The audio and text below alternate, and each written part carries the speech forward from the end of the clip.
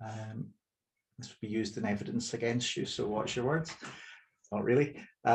Cool. So, folks, I mean, most of you have been to one of these before or know me from the past. The idea behind these sessions, as I say, is just to give us an opportunity to discuss a topic of interest with someone who has experience in it. So today's topic is around trauma-informed practice, and we've got Laura Seebohm.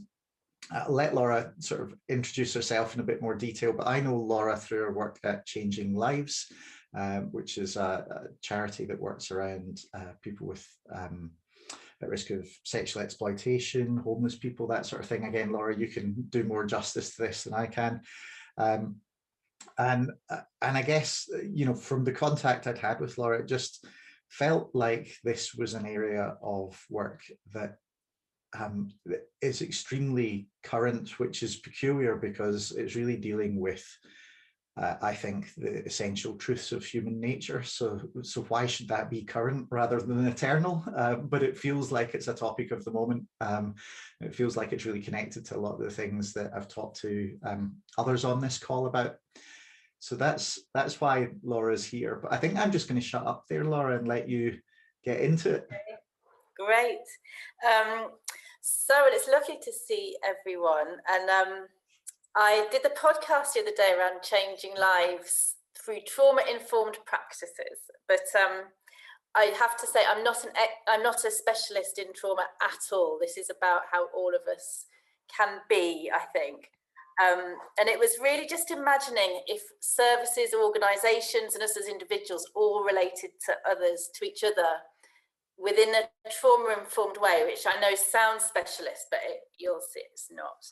I'm going to focus just initially, I'm not going to talk for long, but just focus on our work with women, because that's where I started this. But I think we could think about it, about how we're more inclusive with anyone who doesn't hold that much privilege and power, really. And I think Andy's right, it's such a buzzword at the moment, is trauma-informed, and everybody and everything that comes out is saying trauma-informed, understanding trauma, it's all around there. And I just sort of really wanted to think about what that actually means. And it's funny, since the podcast, I've been thinking more, because I hadn't prepared that well for the podcast, and I was thinking, actually, what does it, you know, I've sort of taken thinking further. And so what I'd really love to explore with everyone in a bit is how we bring it, is what it means actually really within the sort of social, political, economic world as well. And really great to hear what people think. So just a quick recap. So Changing Lives, we're very much based in the Northeast, our roots in the Northeast, but we are a national charity. We're quite big, which is quite challenging for me. That was never my aspiration to work for a large charity, but it means it is very interesting. And we work, as Andy said, with people going through really challenging times, whether that's homelessness or addiction. And I particularly came to set up our women's services. We operate within a theory of change, which has evolved over the years, and it's called Being, Becoming, Belonging. And we sort of see everything we do through that framework. So being is really around when people come through our doors, it's, you know, obviously it's because they're going through a difficult time, and it's about, you know, be who you are. We value you, whoever, whatever, care for you unconditionally. And it's really around where that being stage where we really build relationships and trust and engagement. And then becoming is really where we look at what's happened to where you want to come and get this support. And that's very much looking at sort of what's gone on internally, the emotional, the trauma. It could be counselling, could be therapy, it could be all sorts of things, whatever that means. But it's more about the internal, what's really gone on for people and how that's impacted their lives. And then belonging is then understanding what they're like, how they sort of understand what their needs are around connection and belonging, what it means for people, and how they sort of feel valued within, is their place sort of within the world. And that need, I think we all feel we all have around connection and belonging. So that's the theory of change. And but when I started and came to Changing Lives years ago, about 15 years ago, we didn't have that. We didn't really understand. I was a probation officer, and I'm just going to quickly recap. I know I said this in a podcast, but I was working particularly with women who were labelled as prolific offenders. Nice title. And they started. A few of them just told me that they were selling sex and involved in and clearly experiencing sex exploitation and quite targeted for that. But there was no red light district up here. It wasn't visible. It wasn't something that people talked about. And so I started working with the women and set up the GAP service with Changing Lives, and left probation to do that. And it was interesting. So I only had 3 women at the beginning, the ones who'd sort of disclosed, and then it was all word of mouth that they brought. It was years actually before we had a sort of referral from an agency, because it just wasn't talked about. But all the women that came through the door were women who were really well known to the services. You know, everyone knew them in and out of prison, drug and alcohol treatment, homelessness, or everyone knew them. And they were seen as the problems, as that sort of label of mad, sad, or bad. And I think it just, you know, the stigma associated with it being a woman particularly not adhering to social norms, and particularly mothers, really can't be underestimated here. And this continues, which I'll touch on later. It's interesting, many of them are given the diagnosis of, at that point, of personality disorder. Initially, some of that was people advocating, because it was the only way they could get women's sort of distress, what was happening to them, taken seriously, and not seen as just being attention-seeking, problematic women. So it might have been those diagnoses that were pushed forward quite, you know, with a good heart, really.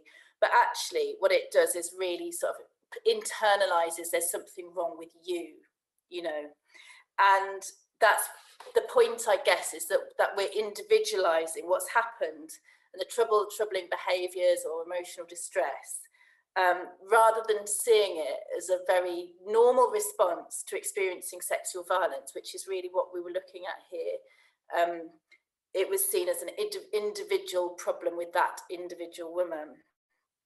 Just sort of as an aside, we now don't diagnose around personality disorder for women who've experienced sexual violence, and it's more likely to be diagnosed as complex PTSD or post-traumatic stress disorder. I find that really interesting. So that's so associated with veterans, which again, there's so much more compassion around that than, you know, obviously personality disorder, which is associated always with women. But that's another thing. So with GAP, we very quickly engaged lots of women, and we weren't engaging women who were kind of not engaging so well with other services because we were sort of so particularly insightful and forward thinking or anything. It was because they didn't really get anything from coming to us. You know, we weren't providing housing, or they didn't have to. It wasn't their probation order, which, you know, I hadn't quite realised that. So we had to be very needs led, and we had to really listen. And so I think we were very different, you know, different kind of service. So I'd say we got really good at that being stage. We were, you know, and we were very, you know, we were proud of ourselves. I remember being really like, God, you know, we're really engaged with all these women, aren't we? Great. But actually, I remember then somebody saying to me, you know, have any of the women's lives really transformed? Has anyone really sort of moved away from, you know, the sort of cycle of crisis, crime and all of this? And it was like a really tricky question, because it was like, no, they haven't actually. And whilst life might have got nicer and better, and that's no harm was, you know, certainly no harm was done, actually that's not what good looks like, you know, for women. That's, you know, and there was a kind of typical scenario that we used to see, which was someone would sort of come and see us. We'd have various drop-ins and groups, and they'd engage really well. And in the first 2 weeks, it was like, oh God, we've never had a worker who's understood us like you do. You're so great. And we were all like, oh, that's so brilliant. Yeah, so good. We've really engaged them. And then there'd be a point, and we'd suddenly get, and a typical example would be, you'd put your phone on in the morning and you'd have missed 40 calls. and you'd listen to your messages, and they were getting more and more furious of like, where are you? You're not here when I need you. I need to speak to you. I'm going to do this, that, or the other, you know, and more desperate. And then we would respond in the typical kind of drama triangle way of going, oh my God, panic, and rush around. You know, we were in this absolute sort of cycle of rescuing, but then it would carry on and we'd feel slightly persecuted and then slightly like the victim, you know, just this sort of really unhealthy pattern would emerge, and gradually they might forgive us and then we'd be okay again. You know, it's really, and it just really struck me that the you know, we weren't managing to sort of deal with what had happened to women at all. And that's around mental health, but in the context of abuse and grooming and exploitation. So we just didn't understand the trauma. And we looked really hard for a mental health service at that point. And my experience was counselling was far too intense for someone, that one-to-one, for a lot of the women we worked with. And it would sort of trigger all sorts, you know, really just difficult things. A lot of the kind of clinical structures and environments were just not working for women when we went, or the therapeutic boundaries were so strict. And whilst I get the importance, the women we were working with needed to learn those, so they would fall at the first fence, you know, and then they'd be sort of chucked out of the, you know, and then it's rejection once again, and you'd be in this cycle. And we couldn't get any sort of support where we thought, actually, this is gonna work. And then I was introduced to a brilliant woman called Iram Shah, who we work with a lot, and she was just so helpful in understanding. She used to just say, well, you know, if we think about things like that phone call, she used to say, like, you've got a stack of coins, and if each coin from the bottom up is, let's say, a year of your life, if you've had a really difficult, if they're all a bit off skewed, they're all a bit skewed because you've had a challenging time when you've been, you know, from being a baby.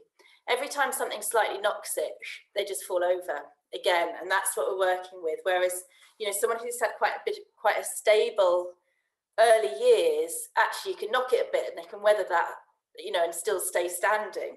And I just said that because I always find that such a useful image, just see what's happening. And she really explained that time doesn't heal trauma at all. And she taught us about empathy, boundaries, and consistency. So how to deal with those phone calls in the middle of the night. You know, we'd been totally sort of, you know, reacting, and actually how to do that in a safe and really healthy and respectful way. Taught us about staying with people when they're feeling really traumatized to help them just connect with their feelings. And so really it's about bringing what's going on for them into the realm of human experience. So really taking seriously their own narratives, because they are the experts. And she helped us devise our own program, because we couldn't find sort of anything around mental health. So she worked with us, and it's based on dialectical behavioural therapy, which sounds really kind of highbrow specialist. It's not, but it's known as DBT, but it's basically around, let's validate what's happened to you. You don't have to be a trained therapist. We don't necessarily go right there, but it's valid. But it's not ignoring what's happened, and then learning skills around how to manage your intense emotions as they keep coming. And that was our kind of becoming stage. But the beauty with it, as people did it, is they've become peer facilitators. It was just, you know, you'd have this sort of constant rolling program of people who'd done it, then running the program with us, and that became really the belonging, because when women realise that this isn't just them, it's not individualised, that taking away the shame and the stigma, that this is something normal, what's happened is a very normal response to what's happened to them. It's like this sort of, it's like everything lifts, and then you're like, okay, now we can really help this not define your life forever, really. And they've, you know, there's nothing inherently wrong with me is so powerful. So I think, you know, for us, obviously this feels like really the right way to work for an organisation like Changing Lives. And I think we hear a lot at the moment, which is great, from commentators around talking about compassion and kindness in all we do. And I think, you know, that's really brilliant that all, you know, that's coming into almost like the mainstream narrative. I think, you know, we see it. I even heard it in a Ministry of Justice workshop the other day, which was astonishing. But I do think it's much more profound than us being kind and compassionate, which is good in itself. And I think if we stick just with the women, just because that's who I sort of guess, is around actually, if by individualizing their problem, we take it out of the realm of kind of the political, because really what's happened to them is sexual violence, and it's a societal problem. And therefore, as a society, in some ways, we're all responsible for that healing. And whereas I think our systems and our institutions are all shaped and set up and established with a notion of individualizing things and the individual. And within that, what that means is othering people, groups of people. So I was thinking about things like our economic system. You know, we assume everyone behaves economically as a rational actor, although we don't. You know, and by assuming that we're rational actors, we then judge irrational actors economically. You know, people who don't get on their bike and go and find a job will know, because I like my community, I want to stay here. You know, that kind of those judgments. Or I was thinking about health. You know, our sort of paternalistic Western attitude to health is, you know, there's something wrong with you, and I'm an expert, and I know what's wrong with you, and I know what's best here. And our hierarchical organisations. I heard a thing by a guy, Danny Dorking, who's Dorling, I think, who's a professor at Oxford University, geography department. And he was, I won't go on about this, but he was saying that, you know, in this country, we have a real problem with a basic belief that there's a real natural inequality.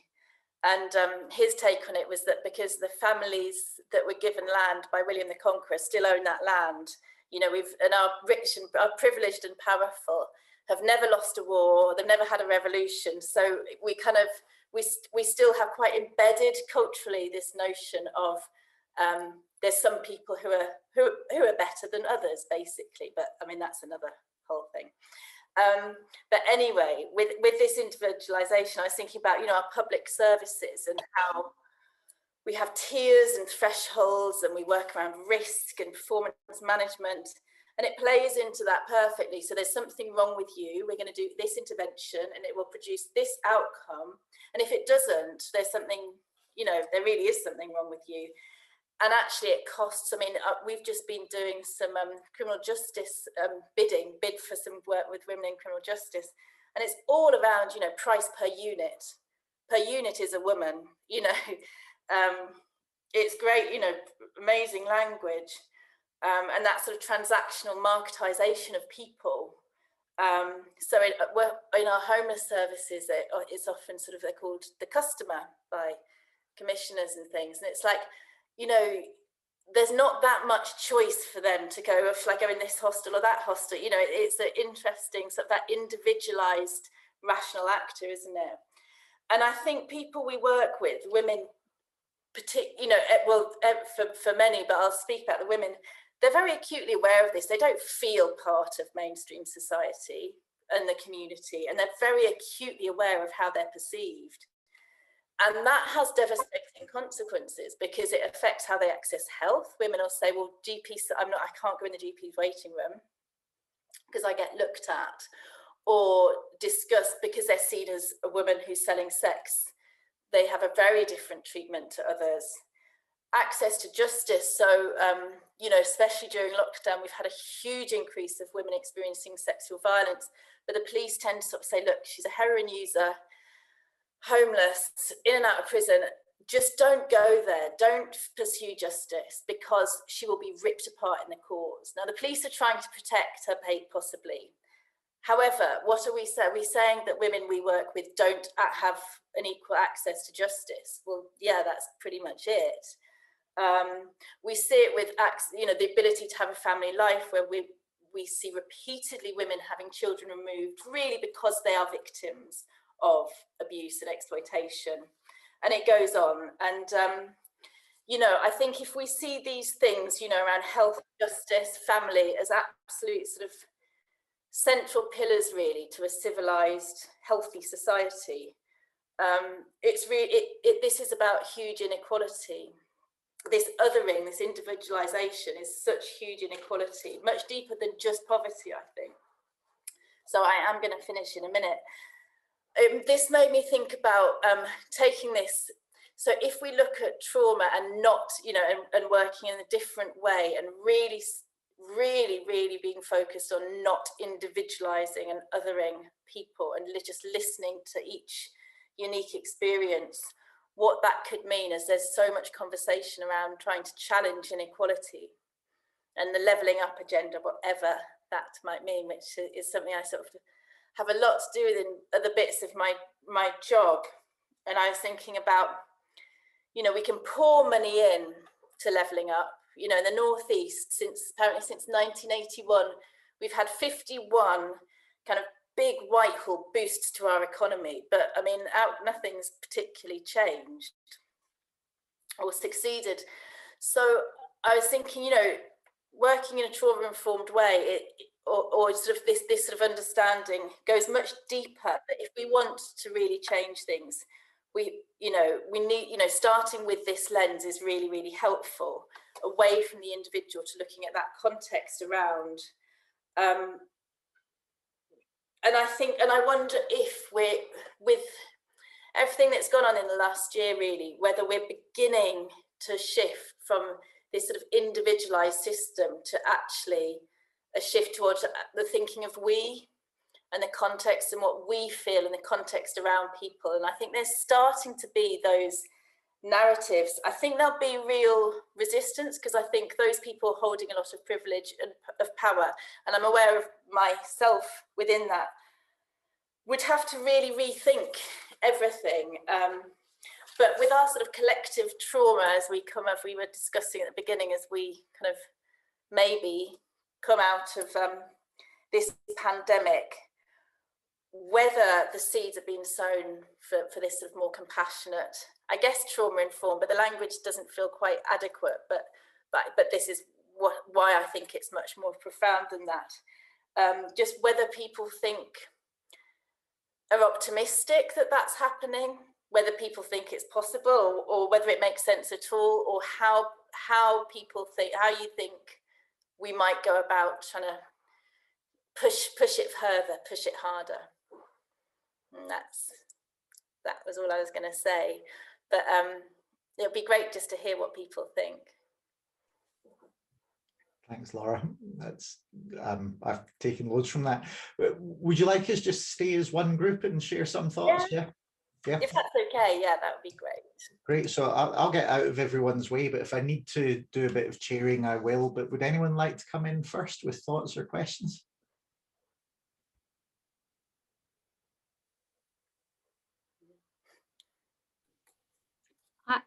I'll go first. Thanks, Laura. Go on. Not to say a lot, but Laura, we share a professional background historically, and I'm a historically a probation officer, but felt some responsibility working in the MOJ now. But to answer your question, and your reflections really spoke to me, and part of I suppose my drive at work is to try and influence from within a giant beast of a public service and a very political organisation, a way of viewing the world that's more compassionate, really, and you asked about that hopefulness, or I think your question at the end. I mean, it was a really rich. It's really rich what you shared, but I do feel really hopeful. I'm generally quite a hopeful person, I think, but I do feel really hopeful in my current work. And I've got to be careful about what I say, but I think there are conversations I feel we can have now that we couldn't have had 2 years ago, and something has shifted that allows us to be able to start talking about the people that are in our care as an agency, in a way that I can't imagine ever doing under the current colour of government. So something has shifted, and I think there is great opportunity to talk about the world in really quite a different way to how we've been used to. Certainly from I think about things in a very, I suppose, a very criminal justice system view of the world, but much of what's changed is the recognition of the ability to talk about systems now just wasn't present a couple of years ago in my world, whereas it's in common parlance, and we talk about the multiple systems we're trying to operate in and all the structural challenges of improving people's day-to-day lives is just really common now and become mainstream, which is what you were referencing earlier, I think, about trauma. It's part of MOJ language, but it has been for a little while, and systems leadership is part of language now, which is really promising to me, that we're viewing the world there is opportunity to view the world differently and to talk about the world differently. So that's all I wanted to say. I want to share my hopefulness with you. That's really great. And I think it's often people are cynical about, but everyone just uses it as a word banded around, but it's like, well, that's good that it's in there. It's good that we start to think about it, because actually that gives us a lever to really work at how do we become genuinely trauma informed. So it's really exciting. And I have to say, the Ministry of Justice stuff for women has been really brilliant in the last couple of years as well. I have to just say, though, I don't expect you in any. I don't feel responsible for MOJ's policies or decisions. So if you need to speak freely, don't worry about upsetting me or offending me in any way. It's really fine. Yeah. Thank you. Anyone else? Nikki. Hi Laura, that was great to hear from you and all about the work that you do. My background is early years education, so I work with young children, and I'm based in Scotland, as you know from the accent, and that language that you're talking about and that compassion and kindness is really quite built into the system for us now up here working with young children, and hopefully, so I'm in the hopeful camp as well. Hopefully we'll see that impact as these young children grow up, so that the language of feeling loved, so the word love is written into our curriculum, it's written into our policies, compassion, care, trauma, that is language that is now circulating within the services up here. And for me, that's where the hope is, to help people internalize that, so that rather than agencies doing the trauma informed stuff and how am I trying to put this, bringing the love into people's lives, I'm hoping that we can build that in from an early age, that it becomes part of what people experience, rather than it being something new that a woman uncovers at the age of 25 when she has to go to services. I hope that we can actually build these emotional constructs in young children, so that they know how to care for each other. So that's where my hope comes from, is that we start early and we build it into our society. Absolutely. And I think, leading the way, but I'm hopeful that we're following in England as well.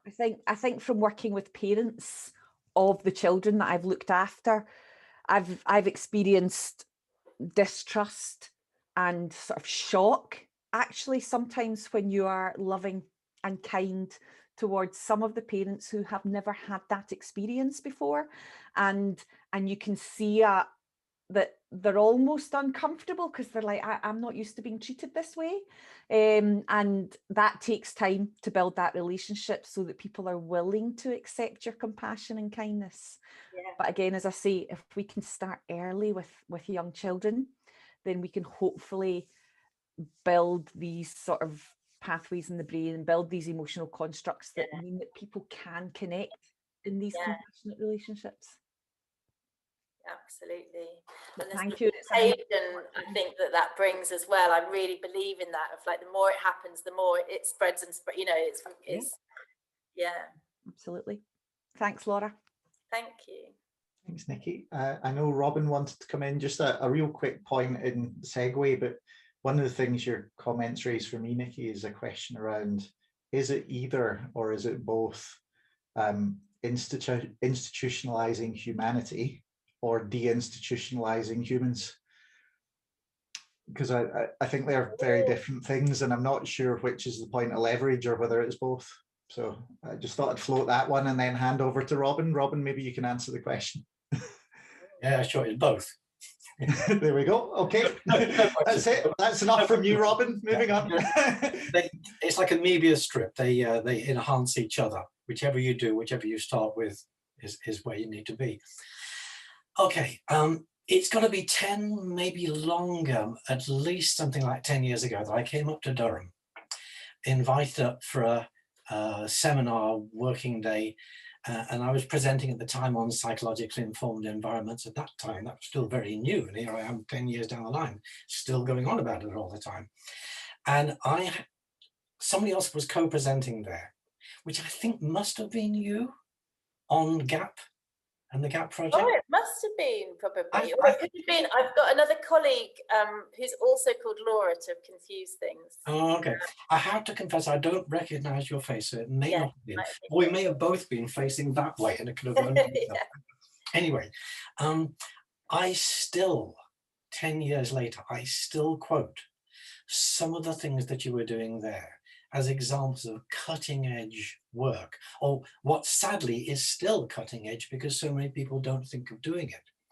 I won't give you the details now, but I have been trying for about the last 5 years to get back in touch with GAP to find out whether you are still doing it, and is what I'm saying about you actually still true, or have things moved on a lot. So after this, we should exchange emails and so on. Absolutely. But the particular thing I wanted to say to open up the discussion, the conversation was, I think you were already then trauma informed.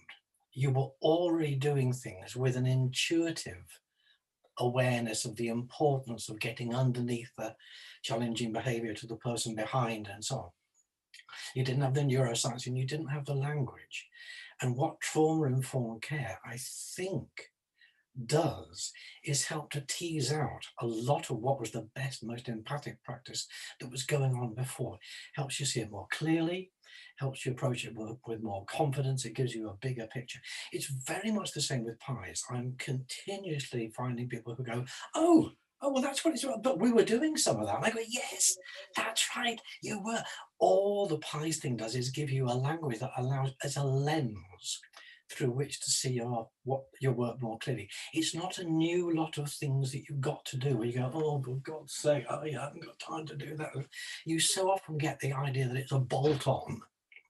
And I think both trauma-informed care and pies, which are really sort of twins separate. Yeah. I mean, I have other metaphors, but that one will do for the moment. We both, I think, struggle with the same wrong expectation that this is something new and different, that radically changes. Stop what you're doing now, do this instead. Whereas very often it's a matter of saying, let's look more closely at what you're doing, because actually you're already, there's a lot of empathy, there's a lot of emotional intelligence in services that never found a language, never found a way to say its name. And that seems to me to be the challenge, to present pies and trauma-informed care as appreciating the best of what was happening before, rather than this kind of sweeping away new broom approach. There is a huge amount of brilliant work being done that needs to find a voice. Yeah, that's really interesting, and I think it's really true. And I think understanding it, for me personally, I think just helped. You know, when I mentioned about the phone calls in the night, that's when we become untrauma informed, because we get exhausted and kind of burnt. You know, people come in to do really good work, and then when we're not understanding what's happening, it feels sort of relentlessly coming at us. And so I think for me, like you're saying, you know, having that understanding trauma to framework stops that happening. So I think for all our teams, it's people going, okay, this is what's going on. This isn't aimed at me. This is what's happening, and it's really. So it's hugely supportive for all of us, I think. Yes, that's. not sure who else would like to come in. Just a reflection on that one from me as well, Robin, to see if others want to come in on it. But what really appeals to me about what you just said is this sort of strengths-based sort of nature of it. What occurs to me, or I guess what I'm just wrestling with a little bit, is it feels true and helpful that the language provides a sort of amplifying effect for existing practice. It feels important that it also provides an insulating effect, though. So what I mean by that is, if it helps us to make our strengths stronger, maybe we can be bold enough to say that actually that makes us strong enough. We don't need to layer in all these other things on top, these other controls, etc., that erode focus on that. So sometimes a little clarity gives you a bit more resilience. It's something to fall back on when you're really feeling, oh God, I don't know what's happening here. In the same way that in a lot of faith-based communities, their faith sometimes gives you a reservoir, reserves that you can tap into when everything else is just seeming impossible. And I think the concept of trauma is starting to fill us a sort of almost a secular function, something similar, in giving us something that helps us say, actually, this is part of something much, much, much bigger. Yeah. I'm just doing my best. Yeah. Saskia, did you? Hello, and I'm loving, I'm really enjoying this conversation. I wanted to kind of throw in a kind of friendly challenge in amidst what people are saying, because part of the tension I'm hearing is around the label of trauma informed, and I'm wondering if even calling things trauma is in some way kind of a kind of othering thing. They experienced trauma, I had a healthy, happy childhood. Whereas actually it feels more nuanced than that, and we can all experience trauma in different ways, and just to different extents at different times of our life. And in a way, we kind of almost need to assume that each of us has got a whole load of stuff going on, or might have had in the past, or and I think you're absolutely not to minimise it, but to appreciate that it can be any of us. I think you're absolutely right, and I think we need to assume all of us will have experienced trauma. We all will have experienced trauma in some shape or form, and we all thrive more when we have responses which could be seen as trauma informed. I think you're totally right, and I think there is that risk of their trauma and we as workers are all fine, and that's not. Absolutely, it's something to watch out for. I think absolutely, it's another label. Sam, I was just thinking on to add to that point. I mean, I was thinking about, as much as I love the sound of trauma-informed practice, I think there's already examples of people kind of taking those good principles and kind of ruining them, as often happens. So things like adverse childhood experiences, or ACEs, which is basically kind of like almost like a quiz where you end up with a number which says kind of how traumatic your childhood was, and that sort of defines who you are, which is basically someone taking kind of trauma-informed practice, I think, and sort of bastardizing it into something that fits in with the current system of managing by numbers and things like that. So I suppose we always have to look out for things like that and be wary of them, don't we? Absolutely.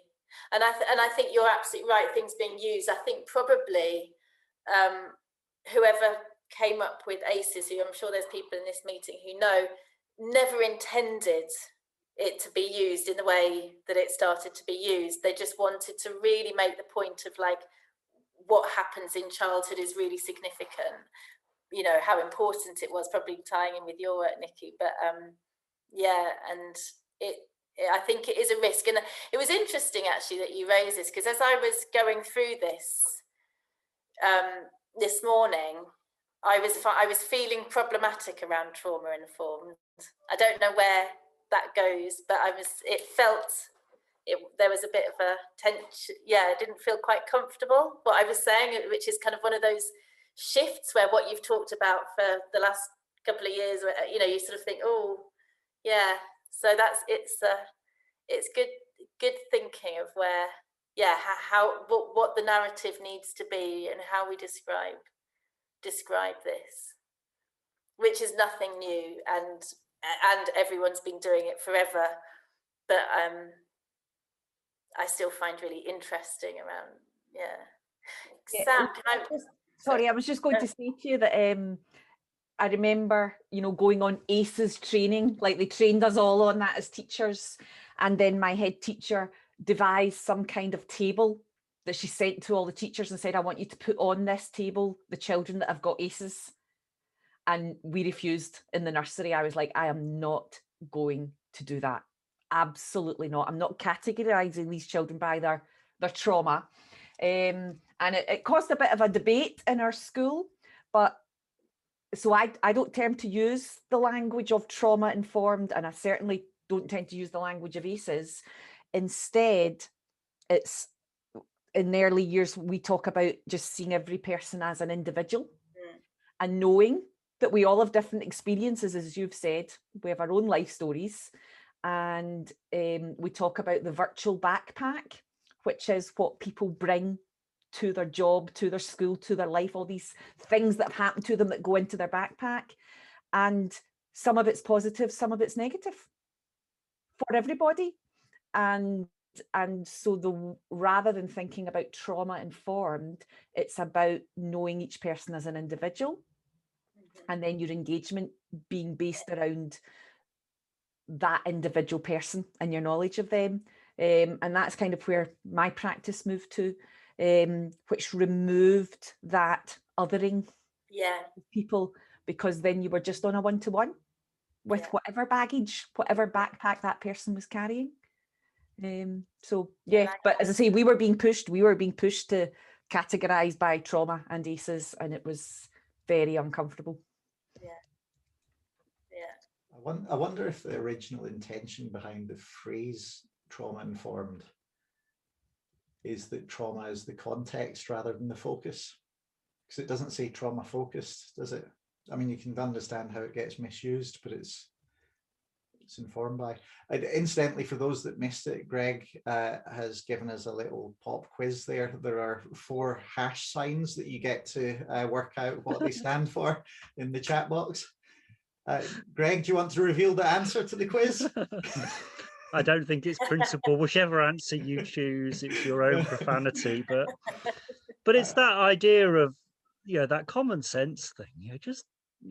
All for years and years and years, we've had practitioners in all fields who've just shaken their heads at what others are doing, or they've just turned around and just, you just despair. Some people are just, but we've always had people on a sort of spectrum from sort of showing a bit of sensitivity, self-awareness and all the rest of it right through. But the bit that worries me, almost even about Nikki's phrasing, because I have that early years background as well about attending to the individual and all the rest of it, is it's still making this out to be a practice where knowing the individual, that we can do these things. There's still a real arrogance about the idea, and I understand entirely where it comes from. I mean, early years professional practitioners are notoriously not regarded, they just don't get the same respect. Even in the educational world marginalizes them. Everybody marginalizes them. So we're trying to look all professional. So yeah, we're trying to make sure we're knowing others as individuals and all the rest of it. And actually, not being a complete is in large part about respecting that there's more to an individual than we can ever know. And I think this trauma-informed practice is part of the same thing. It's trying to put something that we can get credit for being, rather than getting credit for just recognizing our own limitations. And I think that's a more structural and endemic problem, that there's that constant tension. You want to get on in the world, you need to be recognized for doing really well, but the best thing that you can do in a lot of situations is actually respect the limits of what you know. We just struggle on that. I mean, is there something about, there's a sort of contradiction there around that? So I was thinking about some work I'm doing with council tax at the moment, and it's almost like if I spoke to most of the people I work with in council tax, they obviously wouldn't use the word trauma informed, but if you spoke to them about, well, if someone mounts up loads of council tax debt, there's probably something else going on there for them, whether it's in their past or present or whatever it might be. And most people aren't dicks, as I think Greg probably wanted to say. But our institutions are designed like dicks, in terms of our institutions are designed not to be trauma-informed, even though they're full of people that they might not use the phrase, but probably are. So I wonder if that's to sort of pick up on what you were saying there, Greg. I wonder if that's part of what's going on there. Realise I'm going to have to censor this video now, Sam, before I can post it. It's not technically a swear word. It comes apparently from Richard III and not. Oh, really? Anatomy. Oh, so you weren't being a dick. Okay. Oh, that's fine. The word has shifted its meaning over the centuries. Just to come back on that, there was a really good Homeless Link webinar a couple of weeks or so ago, where they were talking about traumatized services and the extent to which the services that we now operate in are so under the cosh for this completely spurious cost effectiveness, where you've got to solve long-term problems with short-term interventions. Yeah, and I put a comment there about Stockholm syndrome, because so many people are now starting to go, oh yes, please give us the money, we'll send you our outcomes. And of course you have to forge the outcomes, because you can't possibly solve long-term problems with short-term solutions. But that wasn't what I wanted to talk about. I was going to go back to Andy's question about trauma-informed versus trauma-focused.